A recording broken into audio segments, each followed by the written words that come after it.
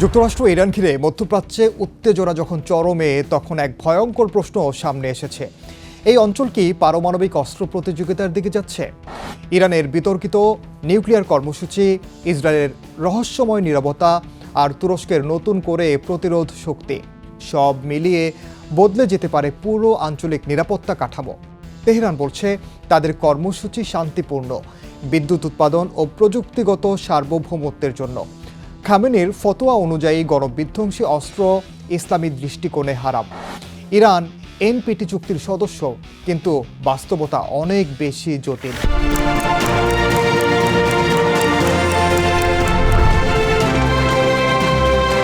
Iran যদি কখনো পারমাণবিক অস্ত্র অর্জন করে, তাহলে তুরস্ক, সৌদি আরব, মিশর, এমনকি সংযুক্ত আরব আমিরাতের সামনে দাঁড়াবে ঐতিহাসিক এক সিদ্ধান্ত: ইরানকে মেনে নেয়া অথবা নিজেদের পারমাণবিক অস্ত্র অর্জনের পথে যাওয়া।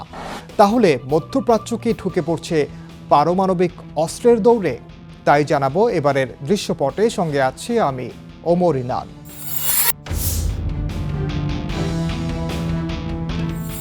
3 দশক ধরে ইরানের পারমাণবিক কর্মসূচি মধ্যপ্রাচ্যের নিরাপত্তা বিতর্কের কেন্দ্রবিন্দু। তেহরান বারবার বলছে এটি শান্তিপূর্ণ, কিন্তু ভূ রাজনীতি কাগজের আইন মানে না। একটি দেশ যদি প্রযুক্তিগতভাবে দ্রুত পারমাণবিক অস্ত্র বানানোর সক্ষমতায় পৌঁছে যায়, তাহলে প্রতিবেশীরা এটিকে অস্তিত্বগত হুমকি হিসেবে দেখে। আর মধ্যপ্রাচ্যে এই ভয়ই এখন ঢুকিয়ে দিয়েছে যুক্তরাষ্ট্র ও তার মিত্ররা।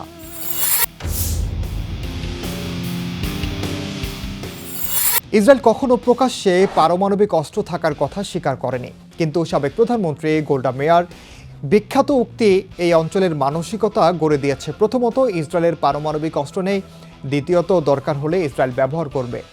এই দ্বৈত নীতি অস্বীকার আর ইঙ্গিত ইরান সহ পুরো অঞ্চলকে দোলাচলে রেখেছে। ইরানের বিশ্লেষকরা বলছেন, যদি অঞ্চল কার্যত পারমাণবিক হয়, তাহলে সমমর্যাদার প্রতিরোধ ক্ষমতা দরকার।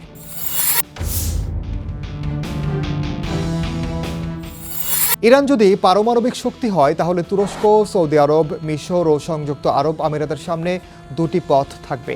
একটি হলো নতুন নিরাপত্তা কাঠামো মেনে নেওয়া, আর দ্বিতীয় নিজেদের নিউক্লিয়ার কর্মসূচি শুরু করা। দ্বিতীয় পথ মানে মধ্যপ্রাচ্যের সম্পূর্ণ পারমাণবিকীকরণ, যুদ্ধ ও প্রক্সি সংঘাতে জর্জরিত অঞ্চল।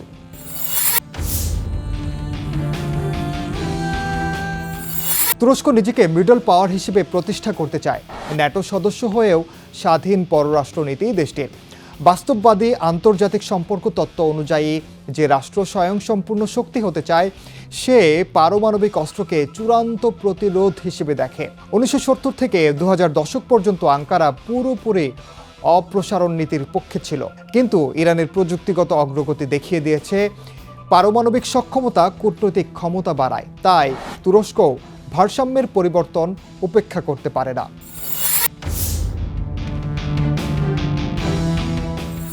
তুরস্কের মূল পারমাণবিক প্রকল্প রাশিয়ার রোসাটম নির্মিত আক্কো নিউক্লিয়ার পাওয়ার প্ল্যান্ট, আর পরিকল্পনায় রয়েছে সিনোপে দ্বিতীয় প্ল্যান্ট।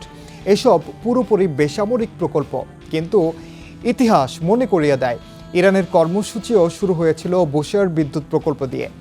বেসামরিক প্রযুক্তি সামরিক পথে রূপান্তরযোগ্য, এই আশঙ্কায় প্রতিবেশীদের ভীত করে।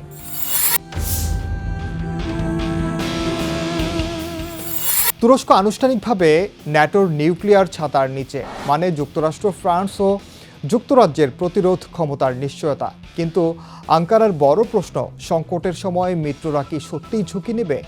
ওয়াশিংটন ও প্যারিসের সঙ্গে রাজনৈতিক টানাপোড়েন এই সন্দেহ বাড়িয়েছে।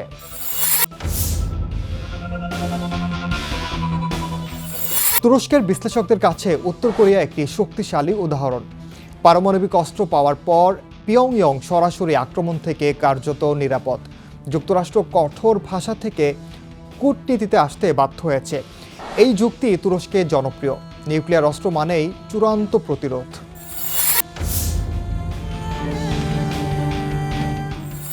কিন্তু পারমাণবিক অস্ত্র অর্জনের খরচ ভয়াবহ।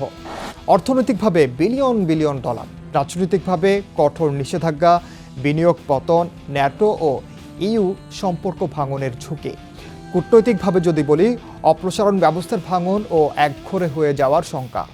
তুরস্কের পররাষ্ট্রমন্ত্রী হাকান ফিদান ইঙ্গিত দিয়েছেন, নতুন নিউক্লিয়ার শক্তি এলে অস্ত্র প্রতিযোগিতা শুরু হতে পারে। তিনি এনপিটি ব্যবস্থাকে কাঠামোগতভাবে অন্যায্য বলেও সমালোচনা করেছেন। আজ তুরস্ক পারমাণবিক অস্ত্রের পথে যাচ্ছে না।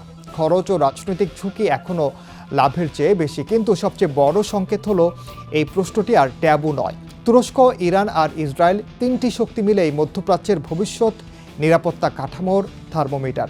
যদি নিউক্লিয়ার প্রতিযোগিতা শুরু হয় তাহলে মধ্যপ্রাচ্য শুধু যুদ্ধক্ষেত্র নয়, হয়ে উঠবে পৃথিবীর সবচেয়ে বিপজ্জনক পারমাণবিক চেকার বোর্ড।